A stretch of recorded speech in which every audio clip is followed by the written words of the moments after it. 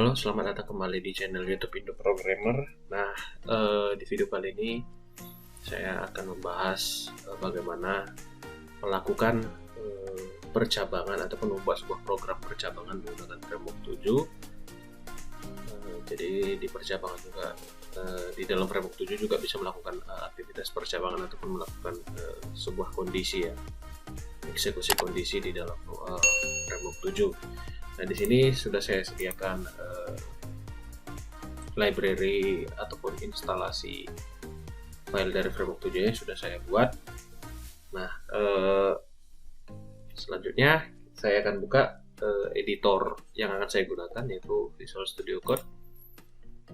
Nah, percabangan di framework 7 sama seperti di bahasa pemrograman yang lainnya, terdiri dari beberapa jenis percabangan. Yang pertama if tunggal, if dan else, lalu ada nanti if else if, ya kan, itu akan saya bahas di video ini. Nah, itu untuk percabangan yang akan kita coba di video ini. Nah, yang pertama saya akan gunakan if tunggal ya. Nah, ini kalau saya buka file index.html ya di dalam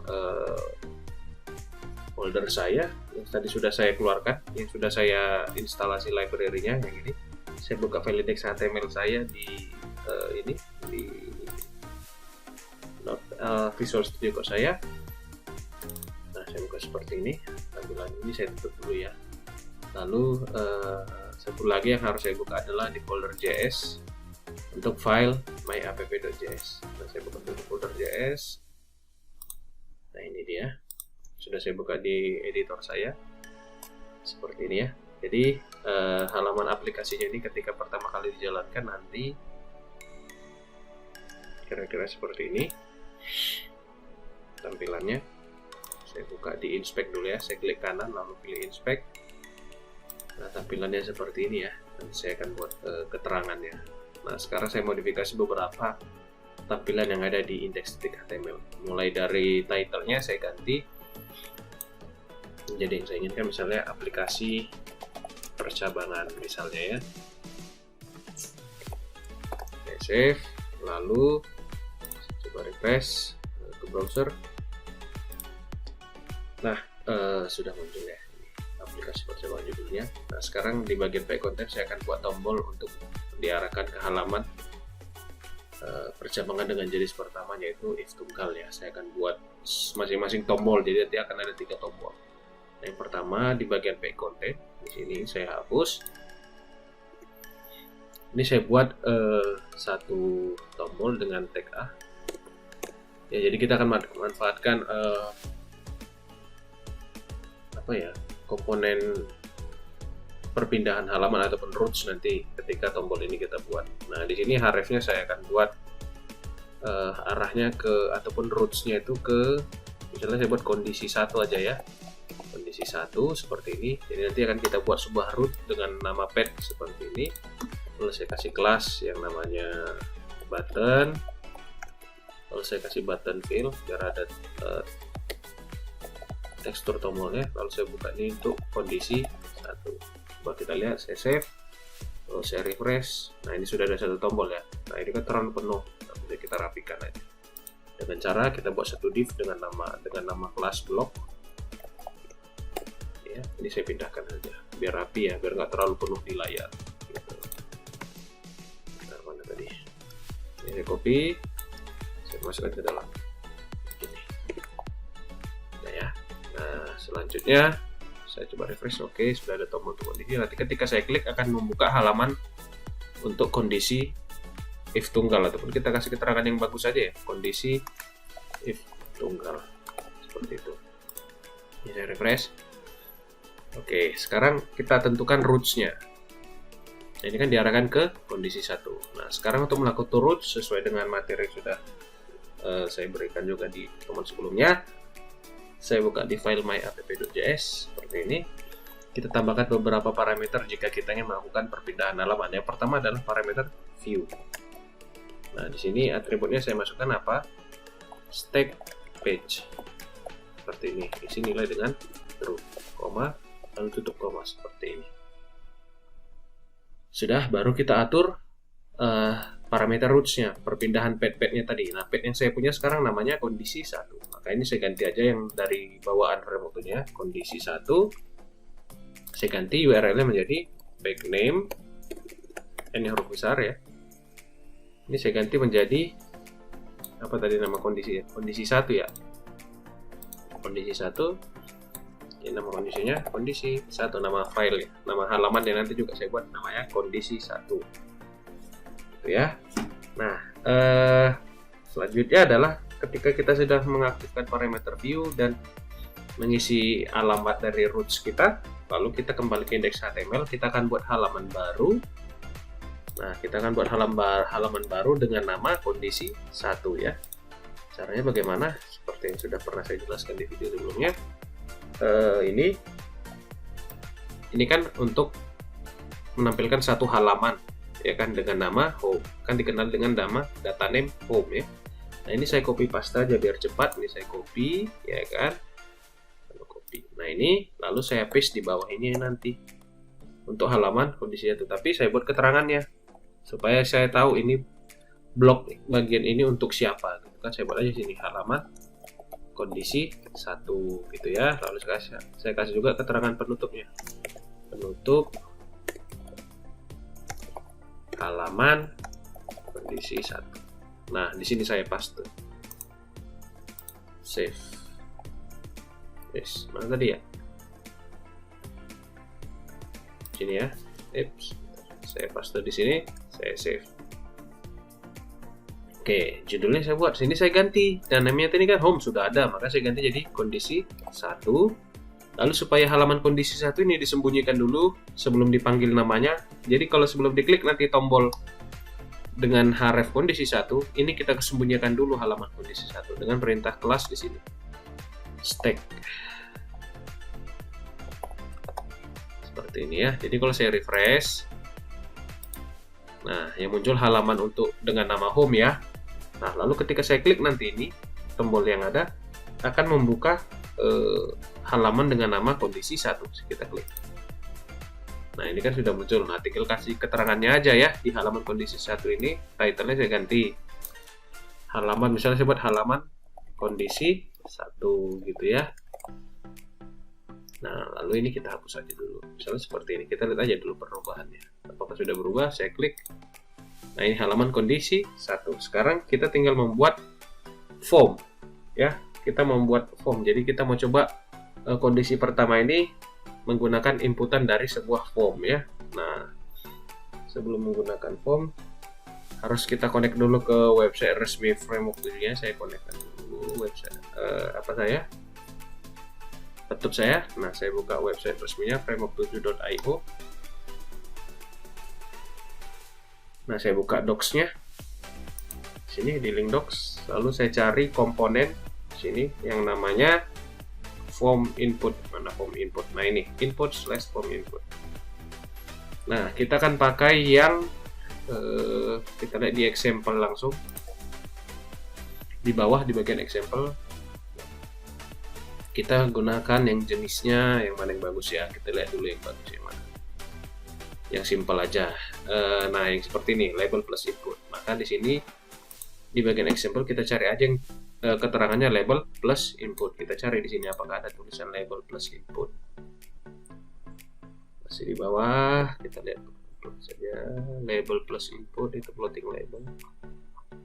Validation, icon input, label plus input. Nah, ini dia ya. Kita mau buat seperti ini formnya. Maka kita lihat ini yang kita copy. Pertama kita copy dulu ini. Ya, ini saya copy, saya pindahkan ke sini di bagian halaman kondisi 1 di kelas p content di sini ya. Lalu saya kasih slash div-nya di sini. Ini ya. Nah, karena kita mau ngambil satu inputan aja dulu gitu kan. Karena kita dari dokumentasi mau ngambil satu inputan yang ini aja dulu, satu L ini. Tapi perhatikan dia di dalam tag UL. Maka ini saya ambil ya kan sampai sini. Ini kan untuk membuat satu list ya. Nanti tinggal saya tambahkan slash UL-nya aja. Copy. Udah. Saya paste. Saya kasih slash UL, lalu saya save. Gitu ya. Nah, sekarang saya tinggal ganti keterangan. Misalnya saya mau buat kondisi tunggal untuk menentukan kelulusan dengan inputan nilai. Misalnya saya buat di sini aja nilai. Lalu saya buat di sini placeholdernya, keterangannya masukkan nilai Anda misalnya seperti itu ya. Lalu saya kasih ID untuk text boxnya dengan ID nilai saja ya. Lalu di bawah sini, oke, ini kayaknya kita pakai div class block aja biar rapi ya. Ini saya naikkan, ini saya copy, saya cut, saya paste di sini. Lalu di dalam ini saya buat satu buah paragraf untuk menampilkan hasilnya ya. Nanti saya kasih ID-nya sama dengan hasil misalnya ya di tag P ya. Lalu di bawahnya saya kasih tombol. Saya gunakan tag button, lalu dengan type button juga. ID-nya kita pakai ID cek, misalnya saya buat gitu ya. Ini saya juga lihat cek, atau saya buat klik hasil. Nah gitu ya. Lalu kelasnya button, lalu di button fill gitu ya. Coba saya lihat hasil layar tampilannya dulu ya. Saya refresh aplikasi saya klik. Oke, sudah muncul satu text box, masukkan nilai Anda gitu ya. Saya klik nanti ini maka muncul hasilnya. Oke, sekarang kita masuk dalam melakukan pemrograman percabangannya. Nah, cara pertama kita buka file myapp.js-nya yang di sini. Nah, ketika kita masuk ke dalam pemrograman atau ada proses di dalam framework 7 menggunakan JavaScript, saya akan deklarasikan dulu seperti ini. var $2 kali sama dengan DOM7.com. Karena kita mau pakai JavaScript untuk proses perhitungannya ya, ataupun proses percabangannya, maka saya deklarasikan seperti ini. Nah, sistem kerjanya nanti ketika diinput nilai di sini, misalnya 60, ketika kita klik ini, lalu ada kondisi yang akan dicek. Jika nilai yang diisi nanti lebih besar sama dengan 60 misalnya ya, maka tampil keterangan Anda tidak lulus gitu ya. Lalu Anda lulus kalau dia di bawah 60, nilainya di bawah 60, maka ketika saya klik tombol ini, maka hasilnya tidak lulus gitu ya. Jadi kita lihat dulu tombol tadi. Tombolnya ini ID-nya apa? Cek. Maka sekarang kita harus tentukan siapa pemicu dari proses yang ada itu. Gitu berarti prosesnya berada di tombol hasil dengan ID cek. Maka di file myapp.js di sini saya tambahkan perintah seperti ini. $2 kali buka kurung kutip 1 ID tombol tadi apa? Cek. Maka di sini diawali dengan simbol hashtag. Ya, kalau ID itu dikenal dengan simbol hashtag ya. Lalu di sini saya buat apa tadi? Cek. Titik klik. Jadi kita tahu ketika diapakan, ketika eventnya ngapain gitu ya, ketika diklik. Nah, maka di sini saya buat titik klik. Jadi menunggu respon nanti ketika tombol itu diklik. Lalu masukkan di dalam kurungnya perintah function. Buka kurung, tutup kurung, baru buka kurung kurawal dan tutup kurung kurawal. Di antara buka dan tutup kurung kurawal ini berikan enter. Seperti ini jadinya posisinya. Itu ya. Lalu saya masukkan programnya. Nah, inputannya dari mana? Dari text box dengan ID nilai. Nah, di sini saya buat variabel baru dengan nama nilai ataupun isi. Saya buatnya biar kelihatan perbedaan. Isi sama dengan $2 kali untuk text box dengan ID apa tadi? Hashtag nilai dengan ID yang nilai. Ingat kalau hashtag itu di JavaScript sebagai pengenal ID. Titik value. Nah, titik value itu tuh mengambil nilai dari text box yang ada. Lalu di sini saya uji. Nah, untuk if tunggal itu selalu diawali dengan kondisi tunggal itu diawali dengan if seperti ini. Jadi sama dengan bahasa pemrograman yang lainnya ya. Untuk di JavaScript ataupun yang lain-lain sama, struktur penulisannya hampir mirip ya. Lalu di dalam kurungnya ini kondisi yang kita inginkan. Misalnya kita buat aja jika isinya nanti lebih besar sama dengan 60, buka kurung kurawal seperti ini. Akan ditampilkan kemana? Tampilnya ke dalam paragraf dengan ID hasil. Maka di sini saya buat $2 kali, satu variabel ID hasil titik HTML, nanti akan tampil di dalam teks paragraf adalah keterangan. Misalnya seperti ini, saya kasih keterangannya ya, Anda lulus gitu, titik koma, lalu nah seperti itu aja. Nah, kalau if tunggal itu kan hanya ada satu kondisi ya, jadi nanti kalau dia di atas, pokoknya di atas 60 muncul respon seperti ini, Anda lulus. Saya save, saya refresh halamannya, lalu saya klik lagi kondisi tunggal, saya masukkan nilainya 70. Apakah hasilnya nanti muncul kalimat Anda lulus? Saya klik tombolnya. Oke, keterangan Anda lulus gitu ya. Tapi kalau saya buat ini nilainya 59, hasil tidak akan ada muncul. Terus saya refresh gini kan, saya masukkan nilainya 30, tidak ada hasil. Jadi, kenapa tidak ada hasil? Karena di sini kondisi yang kita berikan hanya tunggal. Pokoknya lakukan eksekusi menampilkan kalimat ini kalau nilainya di atas 60. Kalau di bawah 60 bagaimana? Tidak ada perintah gitu ya. Nah, itu dia yang membedakan antara if tunggal dengan yang lain. Untuk if tunggal pertama dulu yang kita pelajarin ya. Nah, seperti itu ya. Nah, selanjutnya bagaimana kalau kita gunakan kondisi dengan jenis kedua, yaitu if dan else. Misalnya saya buat satu tombol lagi ya untuk membuat itu ya. Saya buat di sini di index.html. Nah, lihat ini page saya ini untuk siapa ini? Kita lihat dulu. Oh, ini untuk kondisi 1. Nah, saya naik ke atas dulu untuk ke halaman dengan data name home. Nah, ini dia ya. Nah, di sini saya tambah lagi tombol. Saya mau tambah tombol lagi nih. Saya copy, saya enter ke bawah saja, saya buat if else. Keterangannya ya, saya buat ini href-nya ke kondisi 2. Nah, berarti kita punya root baru lagi nih. Ada jalur baru. Kita tambah lagi di sini. Ini saya copy. Kalau saya paste di sini, diganti jadi kondisi 2, samakan saja ya, biar gampang kita menyamakan. Nah, seperti ini. Lalu di index.html kita buat halaman baru lagi seperti di halaman kondisi 1. Nah, ini kan halaman kondisi 1 ya. Ini saya copy aja biar cepat ya. Sampai mana tadi tutupnya? Sampai sini. Nah, ini kan kelihatan nih. Oh, ini penutupnya, berarti batasnya di sini. Ini saya copy. Lalu saya buat lagi di bawahnya ini. Kasih keterangan lagi biar gampang ya. Halaman kondisi 2 ya. Lalu kasih penutupnya lagi di bawah. Dengan seperti ini perintahnya. Penutup halaman kondisi 2 gitu ya. Lalu di sini saya paste. Nah, di sini ini kan kondisi 2 nih, ganti jadi kondisi 2 ya. Ini saya ganti jadi kondisi 2 gitu ya, biar nampak perbedaannya. Nah, untuk di sini juga ID-nya jangan sama. Kalau di atas sudah ada ID dengan nama nilai, ini harus berbeda lagi. Ya, saya buat aja misalnya nilai 2 aja ya. Nah, lalu ini juga seperti itu, ID-nya juga jangan sama dengan yang sudah ada. Ini saya tambah aja tombol jadi ID 2 gitu ya, biar gampang dipahami. Oke, sekarang tombolnya dicek 2.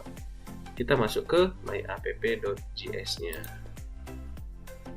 Gitu ya. Nah, di sini saya tambah lagi di bawah ini. Sekarang nama tombolnya apa? Bukan cek lagi ya, tapi cek 2 untuk kondisi if else. Nah, saya buat di sini seperti ini. Cek 2, titik, klik, function, buka kurung, tutup kurung, buka kurung kurawal, tutup kurung kurawal, lalu di antara buka dan tutup kurung kurawal tekan enter, gitu ya. Lalu saya tampung variabelnya tadi. Isi, kalau ini nggak masalah sama ya, asal yang di HTML tadi jangan ada sama. Di sini berasalkan dari mana? Hashtag nilai 2, betul nggak ada nilai 2 di halaman kondisi 2? Oke, nilai 2 benar. Lalu saya uji di sini. Nah, kalau if else berarti ada 2 kondisi kan? Saya contohkan seperti ini. If isi dari variabel isi nanti lebih besar sama dengan 60, tampilkan ke dalam paragraf dengan ID hasil 2 tadi ya, titik HTML-nya apa, keterangan, misalnya saya buat gitu aja ya, keterangan Anda lulus. Nah, kalau nanti di bawah 60 bagaimana? Maka gunakan else. Seperti ini ya. Maka di sini saya buat $2 kali kurung kutip 1 hashtag hasil 2 titik HTML dengan keterangan Anda tidak lulus. Save. Kita coba jalankan yang if else. Nah, ini ada 2 ya. Saya enter dulu ya. Saya kasih BR biar nggak terlalu rapat tuh tombolnya. Mana tadi tombol kita? Ini ya. Saya kasih BR biar ke bawah sedikit. Terlalu rapat nih hasilnya kan. Nah, ada 2 tombol if else. Nanti boleh dibedakan di setiap warna ya, bebas. Terserah kalian. Mau pakai warnanya berbeda-beda, nggak ada masalah. Oke. Kita coba jalankan kondisi if else. Nah, seperti ini. Sudah. Sebentar ya. Ya, oke. Saya masukkan nilainya, misalnya di atas 60 tadi ya, 70. Anda tidak lulus. Kenapa? Kita lihat dulu ya. Programnya harusnya lulus ya. Sebentar. Isi lebih besar dari 60. Sebentar ya, kita lihat dulu. Mana ID kita? Nilai 2, hasil 2. Cek 2. Nilai 2.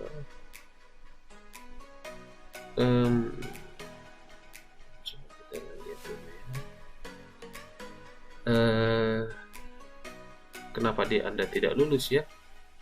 Harusnya kan nilainya kan lebih besar dari 70, lebih besar dari 60 ya. Kalau saya buat 30, Anda tidak lulus juga. Nah,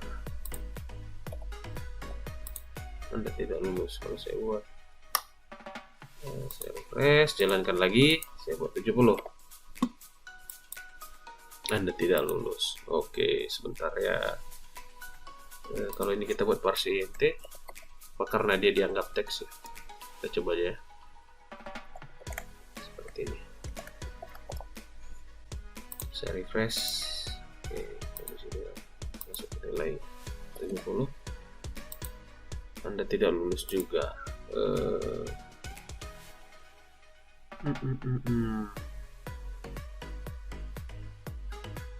Nilai 2. Oke, sebentar saya kembalikan. Kita lihat lagi ID dengan nilai 2. Kita cari apakah ada. Nggak ada, cuma 1. Oke, sebentar. Ya. Kalau ini kita ganti isi 2, bisa nggak kira-kira ya? Karena apakah berhubungan dengan nama variabel yang sama? Oke, di sini cek 2 sudah benar tombolnya. Oke, di sini kondisi 2, rootsnya juga sudah ada kondisi 2. Oke, coba kita refresh. 70 atau 80 deh. Anda tidak lulus. Sebentar. Mana program ya? Nah, seperti ini. Kalau misalnya kita tampilkan alert, kita tampilkan bentuk alert dulu ya. Dialog titik alert isi dari variabel isi 2. Ya, kita coba dulu. Ini saya refresh. Saya masukkan apakah muncul 70 juga ke pesannya. Not object. Sebentar, ini kenapa dia tidak ada data yang terkirim nih? 70 nya kemana larinya ya? Oh, lupa ya, kita buat titik file. Kita kelupaan. Oke, kita coba. Ini saya kembalikan ke isi 1 juga boleh. Oke ya, jalankan. 80 di atas 60 ya, benar. Saya ganti jadi 59. Anda tidak lulus. Sudah jalan ya. Nah, itu untuk kondisi if else. Nah, satu lagi kita akan buat kondisi untuk if else if ya, kondisi ketiga. Saya buat tombol lagi di index.html di bagian page dengan nama home. Mana page saya dengan nama home, saya lihat dia ke atas. Mana ini page dengan nama kondisi 1. Nah, ini ada page home, saya tambah lagi tombol di bawahnya ini ya, di bagian page content. Saya samakan, saya copy aja biar cepat ya. Sini saya ganti dengan kondisi 3. Ini juga jadi kondisi if else if. Seperti ini ya. Lalu berarti ada roots baru ya. Saya tambah lagi di sini di bagian atas. Jadi saya copy biar cepat ya. Saya copy. Lalu saya ini paste. Menjadi 3. Selanjutnya kita buat page name dengan nama kondisi 3. Nah, ini saya copy lagi aja yang bagian halaman kondisi 1 ini. Dari sini sampai sini. Nah, ini kan ada keterangan penutup gitu ya. Ini saya copy, saya letakkan di bawah penutup kondisi 2. Misalnya seperti itu. Nah, di sini. Saya buat di sini keterangannya. Halaman kondisi. Jadi harus seperti ini biar enggak keliru nanti kita mencari di mana masalah gitu ya. Ini juga saya keterangan penutup halaman kondisi 2.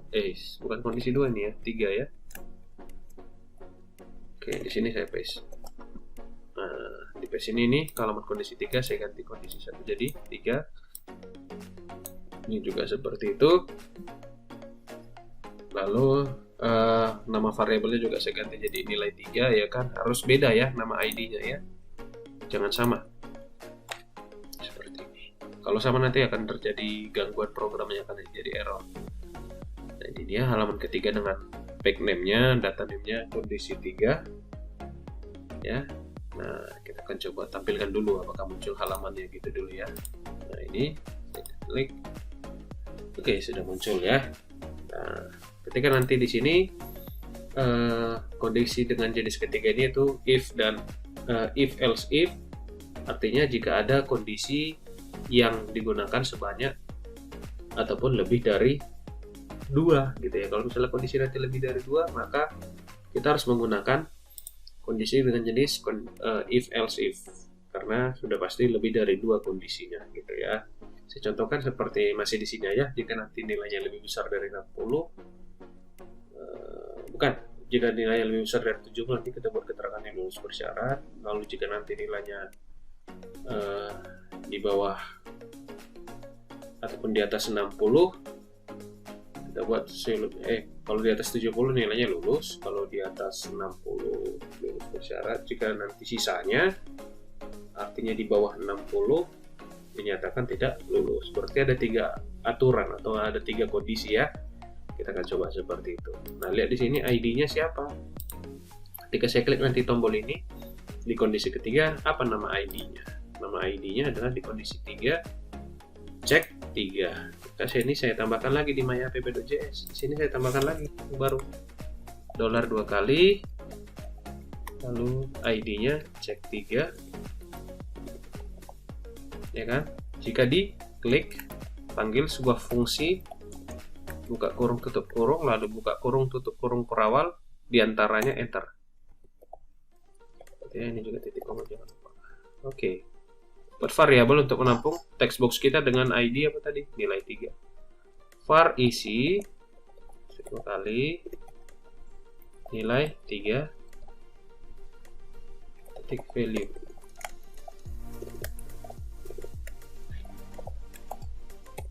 Oke.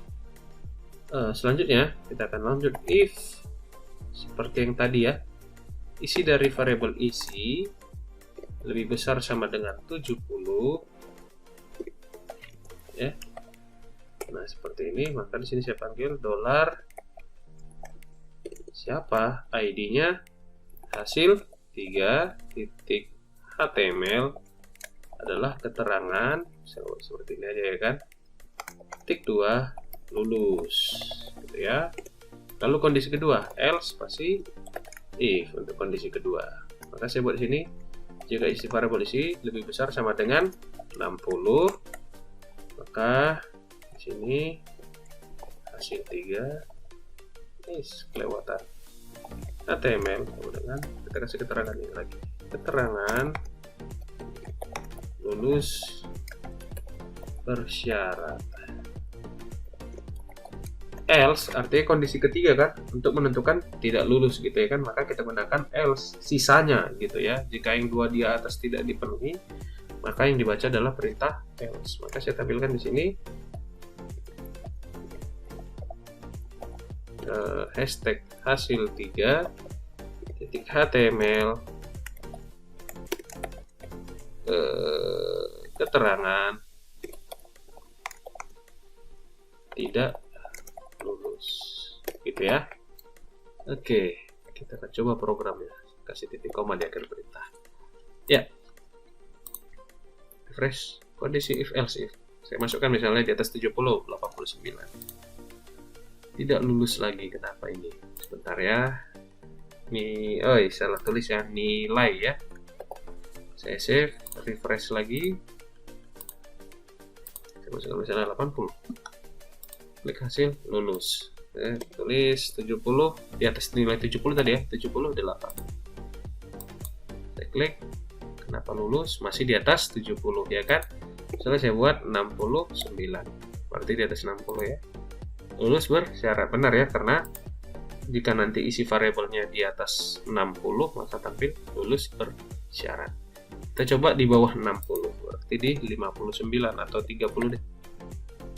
Cari hasilnya, Anda tidak lulus. Nah, gitu ya cara penggunaan 3 jenis kondisi di dalam video ini. Jadi mulai dari if tunggal, bisa dari kondisi if else, lalu kondisi ketiga if else if ya. Jadi kalau tunggal berarti kondisinya cuma satu, kalau kondisi if else berarti ada kondisi hanya 2. Kalau kondisi if else if berarti kondisinya sudah pasti lebih dari 2 gitu ya. Misalnya kalau ada 5 kondisi, maka gunakan kondisi if else if. Lalu nanti di dalamnya ini untuk kondisi terakhir gunakan else gitu ya. Kalau aturan selanjutnya gunakan else if. Tapi untuk aturan paling akhir, kondisi paling akhir gunakan else gitu ya. Itu dia 3 jenisnya. Itu aja yang bisa dijelaskan dalam video ini. Nah, untuk library-nya nanti bisa kalian download dari deskripsi video ini. Nanti saya sediakan juga link untuk download library framework 7-nya ini ya. Saya akan sediakan di deskripsi video untuk mendownload library framework 7-nya ya. Gitu aja. Itulah video hari ini yang bisa saya jelaskan tentang materi percabangan di dalam framework 7 ataupun framework 7 untuk membangun aplikasi mobile ya. Silakan diikuti panduan yang sudah ada ini, bisa diulang-ulang lagi nanti videonya yang ada di channel ini untuk bisa melihat apa yang sudah saya buat di video ini gitu ya. Jangan lupa di-share ke teman-temannya, jangan lupa tinggalkan komen kalau ada yang mau ditanyakan, dan juga di subscribe channel YouTube Indo Programmer ya. Itu aja untuk video kali ini, saya ucapkan terima kasih.